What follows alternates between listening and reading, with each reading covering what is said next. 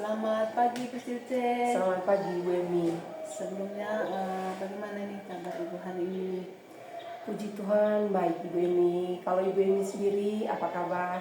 Puji Tuhan Ibu Silce, saya juga kabar baik. Jadi sebelumnya saya mengucapkan terima kasih nih Bu sudah mengizinkan saya untuk melakukan kegiatan observasi pada pembelajaran yang Ibu lakukan ini. Tetapi sebelumnya izinkan saya untuk mengajukan beberapa pertanyaan Ibu. Jadi bagaimana ini tujuan utama atau gambaran umum dari kegiatan pembelajaran yang Ibu lakukan nanti? Oke, terima kasih juga saya sampaikan kepada Ibu Emi karena sudah bersedia mengobservasi kegiatan yang akan saya lakukan di dalam kelas. Jadi untuk pembelajaran hari ini tujuannya itu adalah agar peserta didik mengetahui tentang bagaimana aktivitas kehidupan masyarakat pada masa lampau. Wah, luar biasa ya Bu materinya, jadi saya jadi penasaran nih. Berarti tujuan pembelajaran yang Ibu akan lakukan nanti adalah bagaimana peserta didik mampu memahami aktivitas kehidupan pada masa lampau. Kalau boleh tahu nih Bu, apa area pengembangan yang akan Ibu capai dalam materi ini? Oke, terima kasih. Jadi materi tentang kehidupan pada masa lampau itu cukup luas. Oleh karena itu khusus untuk hari ini area pengembangannya itu hanya pada salah satu materi saja tentang kehidupan pada masa lampau, yaitu difokuskan pada aktivitas atau pembelajaran tentang aktivitas masyarakat masa lampau, yaitu pada zaman Hindu dan Buddha. Wah, luar biasa ya Bu materinya. Jadi di sini nanti materi yang menjadi area pengembangan ini khusus untuk aktivitas kehidupan masa lampau, khusus untuk Hindu Buddha. Luar biasa ya Bu. Jadi kira-kira apa nih metode dan strategi yang akan Ibu gunakan nanti? Oke. Pada saat pembelajaran hari ini itu sebelumnya saya sudah mempersiapkan beberapa perangkat pembelajaran berupa RPP, kemudian bahan ajar, LKPD, dan media pembelajaran yang akan saya gunakan di dalam kelas. Untuk pembelajaran hari ini itu saya akan menggunakan media pembelajaran berupa Chromebook. Jadi saya sudah mempersiapkan LKPD yang akan digunakan oleh peserta didik dalam kelas, dan dikerjakan untuk mendapatkan jawabannya itu mereka mengerjakan menggunakan Chromebook. Wah, luar biasa ya Bu, berarti anak-anak nanti dilibatkan secara aktif nih untuk dapat mengakses Chromebook, kemudian HP Android juga Bu, selain Chromebook yang mereka gunakan. Apakah setiap siswa itu sudah menggunakan Chromebook atau dikelompokkan nanti? Oke, jadi untuk kegiatan pembelajaran hari ini saya tidak meminta siswa atau peserta didik untuk menggunakan handphone masing-masing, karena menurut saya fasilitas yang ada di sekolah berupa Chromebook juga sudah cukup untuk memenuhi kebutuhan mereka dalam kelas. Apalagi untuk pembelajaran hari ini itu saya mengelompokkan peserta didik ke dalam beberapa kelompok. Jadi penggunaan Chromebook atau media ajar ini juga hanya digunakan oleh beberapa kelompok dalam kelas saja. Jadi saya tidak butuh banyak. Wah, luar biasa ya Bu, jadi penasaran juga bagaimana nanti proses pembelajaran yang dilakukan di kelasnya. Lalu bagaimana nih rencana Ibu untuk mengelola dinamika kelas nantinya? Oke. Untuk pengelolaan dinamika kelas, saya sudah ada gambaran bagaimana keadaan yang akan saya hadapi di dalam kelas.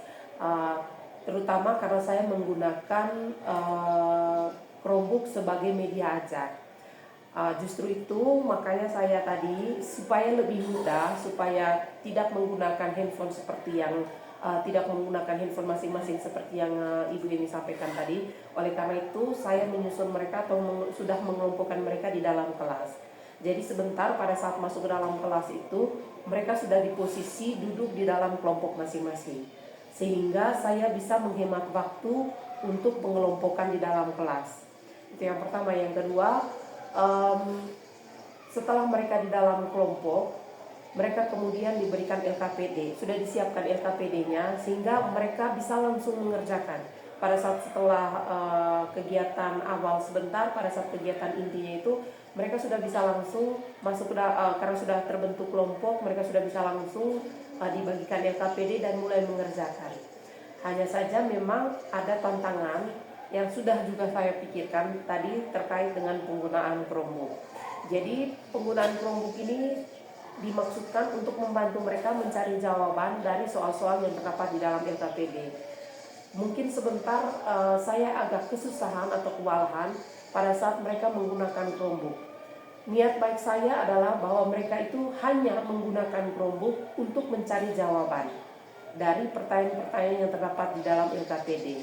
Hanya ditakutkan sebentar itu mereka mencari hal lain yang di luar dari materi pembelajaran karena memang mereka bersemangat sekali pada saat menggunakan Chromebook. Jadi tantangannya sebentar itu kurang lebih seperti itu, Ibu.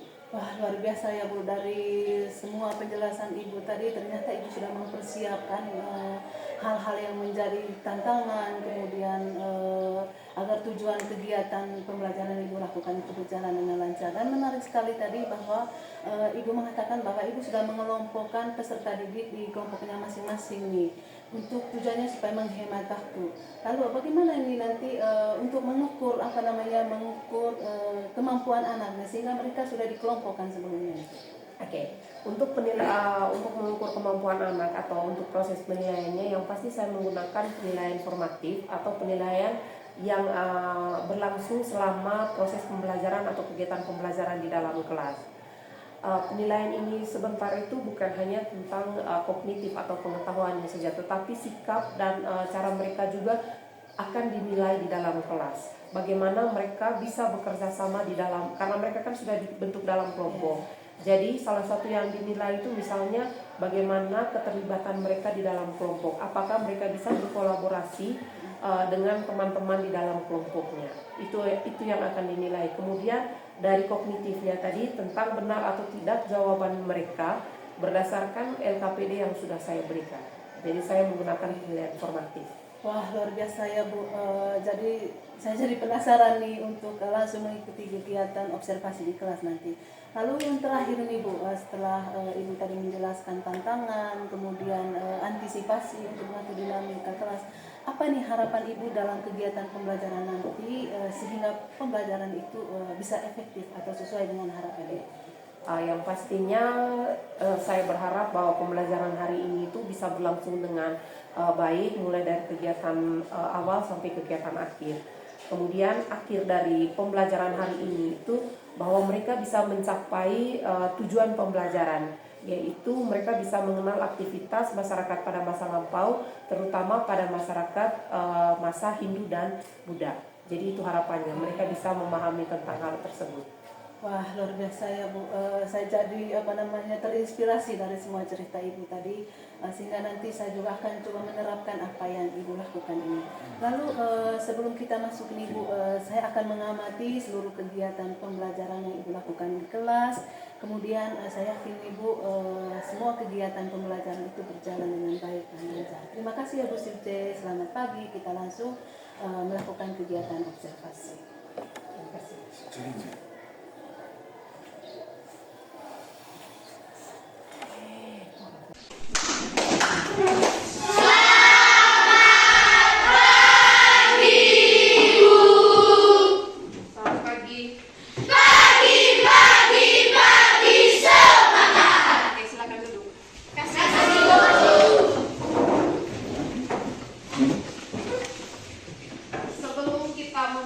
Pelajaran hari ini saya mau cek kabar kalian dulu.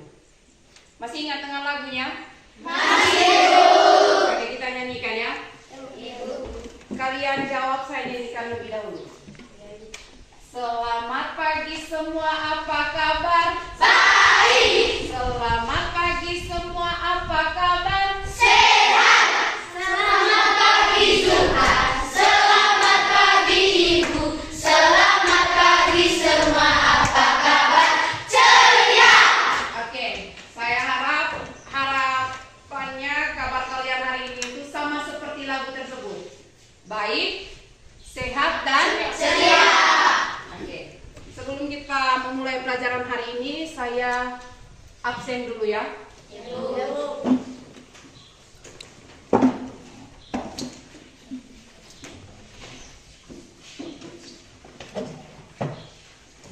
Faustus ID, Fayantus Garus, kalian hari ini hadir semua. Sekarang sebelum kita memulai pelajaran kita hari ini, saya minta satu orang dulu untuk pimpin kita dalam doa.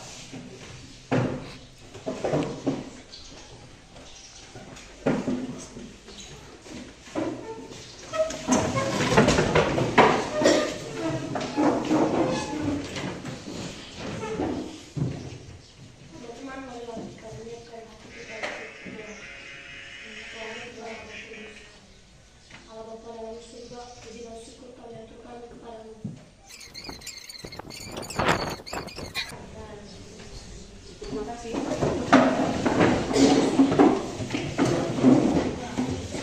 Sekarang saya mau kalian siapkan diri kalian. Tarik nafas yang dalam. Tarik nafas lewat hidung, keluarkan lewat mulut. Lagi. 1, 2, 3.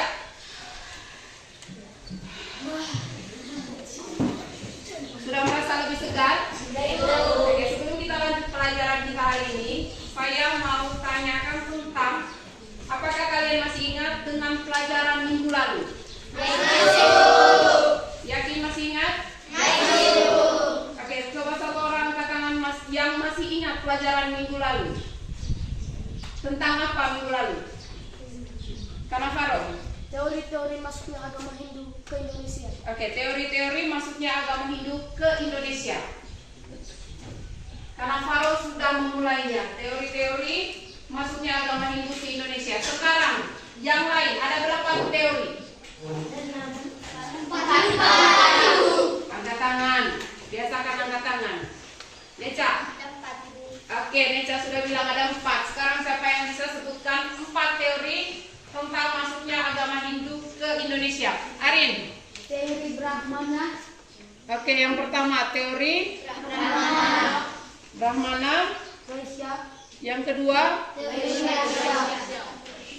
Waisya. Yang ketiga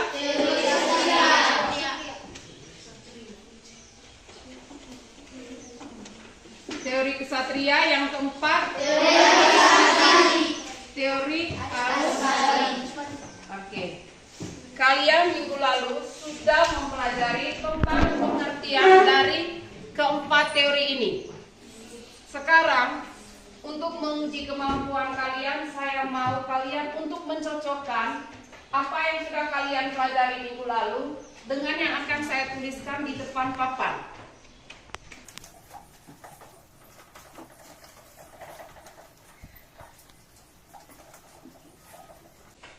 Semuanya bisa baca yang ada di depan papan? Oke, saya mau kalian menghubungkan keempat teori ini dengan keempat yang saya tulis di sini. Ada pelaut, prajurit, pedagang dengan Brahmana. Kalian minggu lalu sudah menghafal bagaimana isi tentang teori Brahmana, teori Waisya, teori Kesatria, dan teori Arusbali. Sekarang saya mau satu orang maju ke depan untuk mencocokkan. Angkat tangan. Oke, sudah yang karena Palo sudah terlalu sering. Yang lain? Glenn.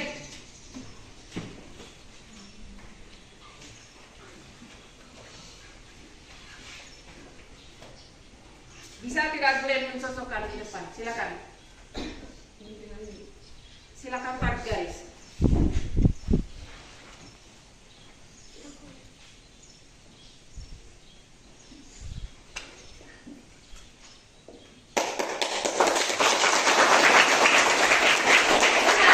Apa yang dikerjakan Glenn di depan benar? Ya. Oke, kalau gitu saya mau satu orang lagi, perempuan.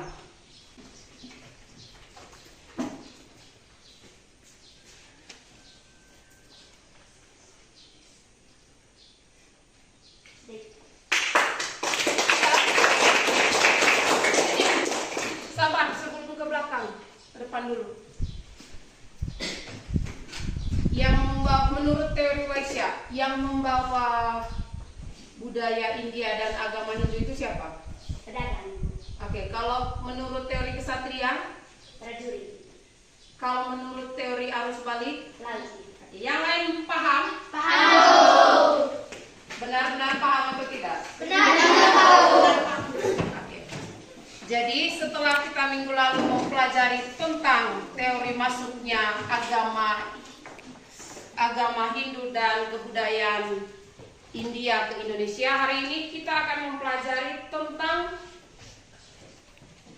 kerajaan-kerajaan yang dipengaruhi oleh kebudayaan India dan agama Hindu di Indonesia. Jadi sebelum memulai pelajaran hari ini tadi, kalian sudah dibagi ke dalam kelompok untuk mempersingkat waktu. Jadi sudah dibagi ke dalam 6 kelompok sesuai dengan 6 kerajaan. Dimulai dari kelompok 1, mana kelompok 2-nya?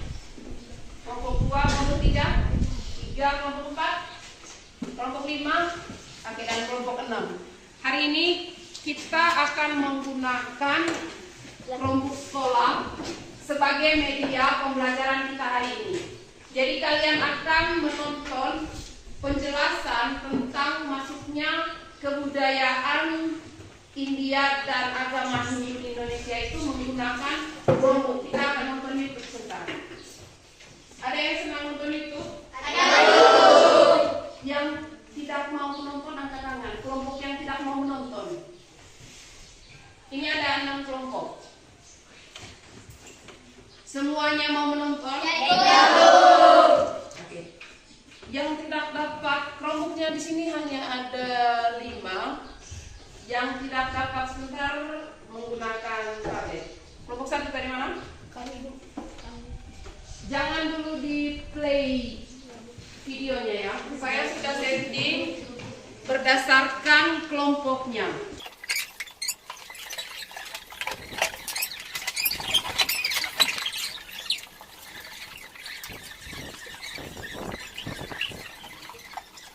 Oke, sudah dapat medianya masing-masing ya? Sudah dapat laptop.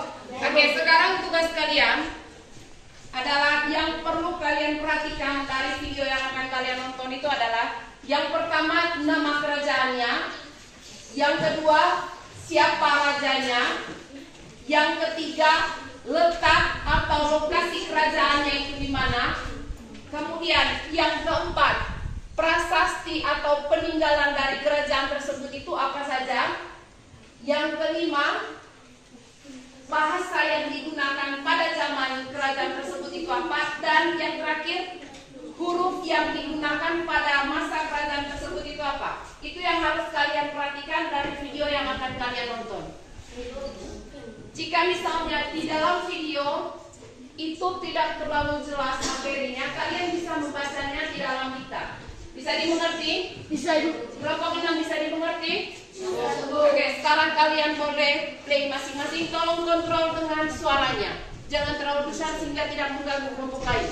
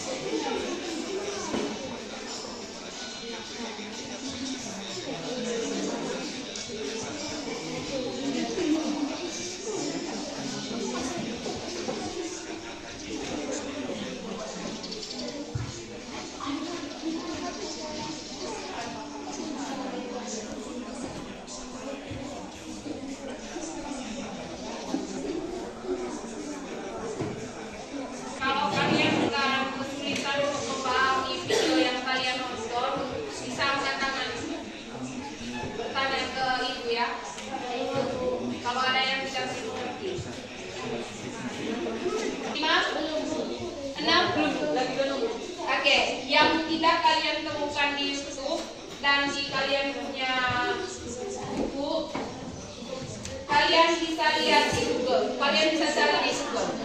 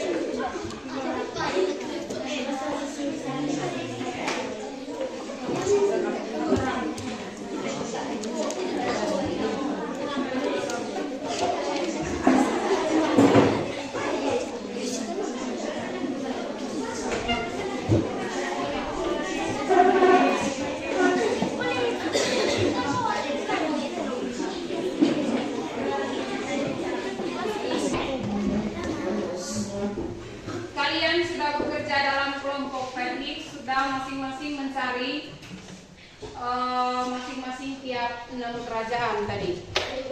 Di depan, perhatikan di depan. Di depan Ibu sudah buat kolom seperti yang kalian bisa baca. Kolom yang pertama Nama kerajaan. yang kedua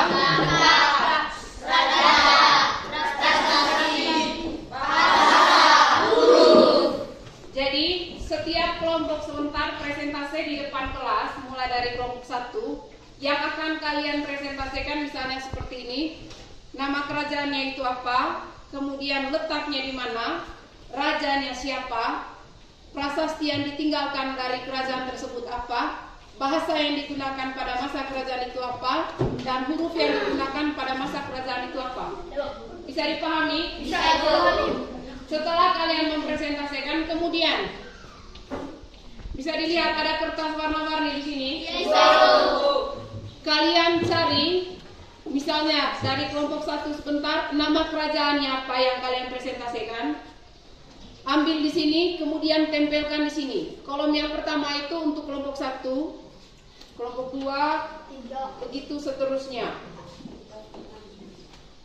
Jadi misalnya kelompok 1 sebentar, cari nama kerajaannya di sini, tempelkan di sini, kemudian letaknya di mana, tempelkan di sini, begitu seterusnya sampai huruf. Bisa dipahami? Bisa, Ibu. Ada pertanyaan? Tidak ada, Ibu. Semua sudah paham ya? Sudah, Ibu. Oke, mari kita mulai dengan kelompok 1, silakan. Makanya saya bilang tadi ada pertanyaan. Kalian paham dengan suruhannya? Paham, Bu. Semua maju di depan. Oke. Perhatikan di kelompok 1 dulu sebentar ya. Mari di depan semuanya.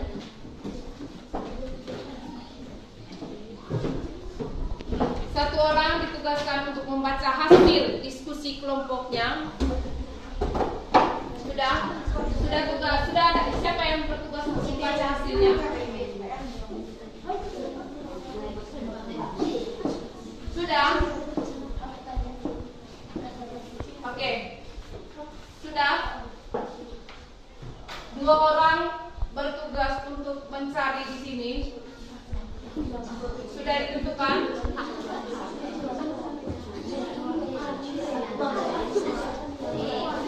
Perempuan 2 orang itu bertugas untuk tempel.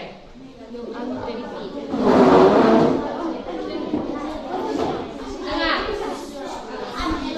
Kelompok lain perhatikan. Kelompok lain perhatikan, jangan bersuara. Saat IP membaca hasil diskusi kelompoknya, nama misalnya dari kelompok 1 kami tadi mendapatkan tugas untuk diskusi kerajaan apa? Kerajaan apa? Kutai Martadipura. Saat IP membacakan Kutai Martadipura, 2 orang ini cari tulisan Kutai Martadipura di sini. Jadi kalian ambil posisi di sini sudah. Siap. 2 orang lainnya bertugas untuk menerima apa yang mereka dapat. Oke, sudah. Yang kalian dapat jangan suruh kalian hanya bertugas untuk mencari tadi. Nanti yang tempel mereka. Bisa dipahami itu kelompok lain? Bisa. Sekarang dengarkan presentasi dari kelompok 1. Halo. Hai. Kami habis mempresentasikan tentang kerajaan Kutai Martadipura.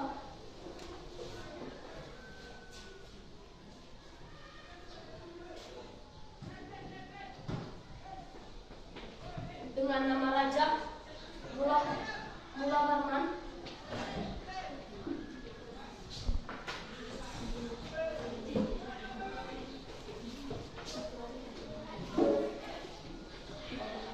Kelompok 1 akan memakan waktu lebih banyak. Jadi pelajaran untuk kelompok 2, 3, 4 sampai 6 itu kalian tentukan memang siapa yang mencari nama raja, letaknya di mana itu kalian tugaskan satu-satu orang memang, supaya langsung cabut dan tempel. Letaknya di Kalimantan Timur.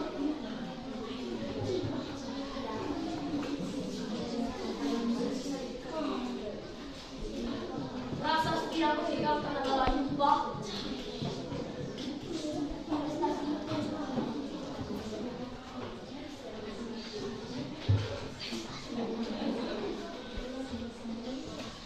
Bahasanya adalah Sanskerta.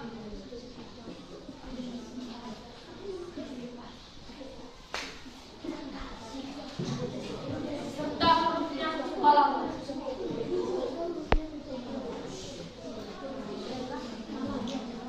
Kalian masing-masing sabar sebelum kalian memberikan apresiasi. Kalian masing-masing juga ingat tadi nama kerajaannya apa? Apa? Letak dari kerajaan Kutai Marta itu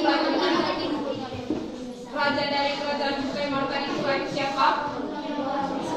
Prasasti yang ditinggalkan itu apa? Bahasa yang digunakan pada bahasa yang digunakan apa? Huruf yang digunakan? Oke, nanti setelah ini minggu depan, sabar. Minggu depan kita akan rolling ya. Kalian akan mempelajari dari kelompok lain, tetapi itu untuk minggu depan. Minggu ini kita masing-masing kelompok presentasi saja dulu.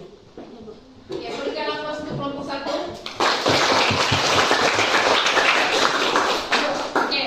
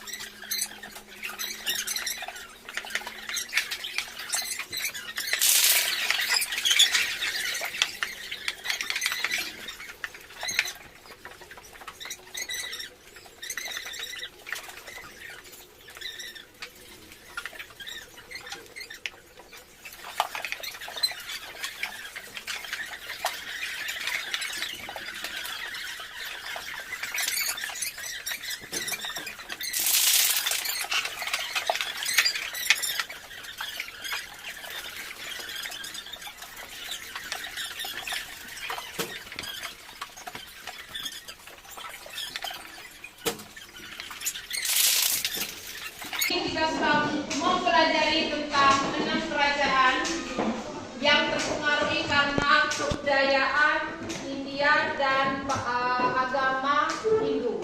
Mulai dari Kerajaan Kutai Martanipura, Kerajaan Tarumanegara, Kerajaan Sriwijaya, Kerajaan Mataram kuno, Kerajaan Singasari, dan yang terakhir Kerajaan Majapahit. Jadi dari 6 kerajaan ini ada satu hal yang setiap kerajaan itu sama. Ada yang tahu? Setiap kerajaan punya, dari 6 kerajaan ini, setiap kerajaan itu punya kesamaannya 2. Apa? Bahasa dan huruf. Jadi pada zaman dahulu, pada zaman kerajaan mulai dari Kutai Martanipura sampai di Kerajaan Majapahit, punya 2 kesamaan, yaitu sama-sama menggunakan bahasa Sanskerta dan menggunakan huruf Pallawa. Oke. Sampai di sini bisa paham dulu ini? Bisa? Oke. Jadi jam pelajaran kita sebenarnya tadi sudah selesai, tapi karena kita mulainya terlambat tadi, mulai dari jam kedua, jadi kita masih lanjut sampai ke jam menggunakan waktu istirahat. Sebelum saya tutup,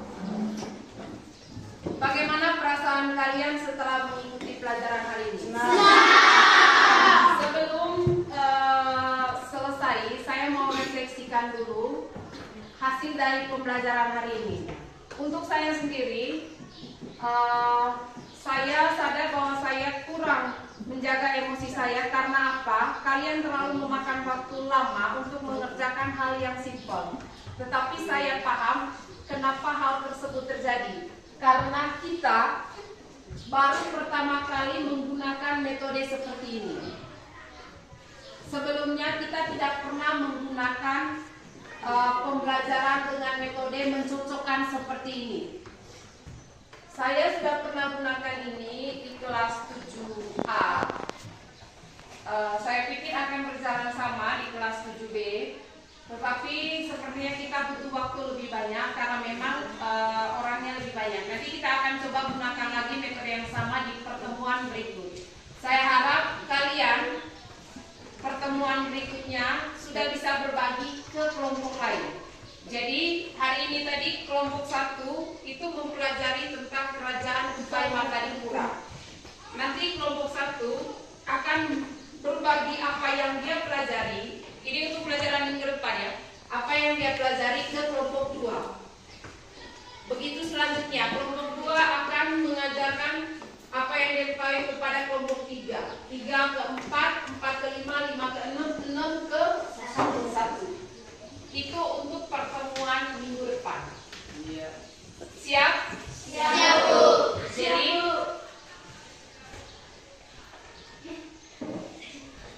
Jadi overall secara keseluruhan pembelajaran kita hari ini menurut kalian seperti apa? Ada yang mau berpendapat? Angkat tangan. Ceri. Senang. Apa? Senang. Oke, kenapa senang, Ceri? Karena bisa mengetahui nama kerajaan. Oke, karena bisa mengetahui nama kerajaan. Ada yang lain?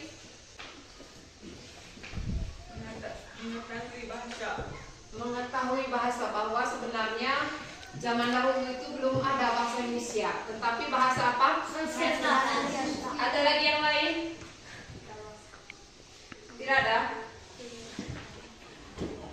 Jadi sebelum saya tambahkan, jadi sebelum kita mengenal huruf A, B, C dan sebagainya sampai Z itu, zaman dahulu nenek moyang kita itu menggunakan huruf apa? Huruf apa? Oke, jadi saya tutup pembelajaran hari ini. Saya berterima kasih karena kalian sudah bekerja sama dengan baik, entah itu dalam kelompok maupun dengan saya. Sekarang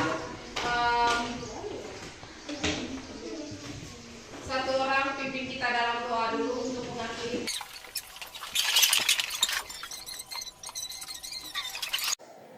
Baik, Ibu Sice, terima kasih sudah mengizinkan saya untuk melakukan observasi kegiatan pembelajaran yang Ibu lakukan di kelas tadi.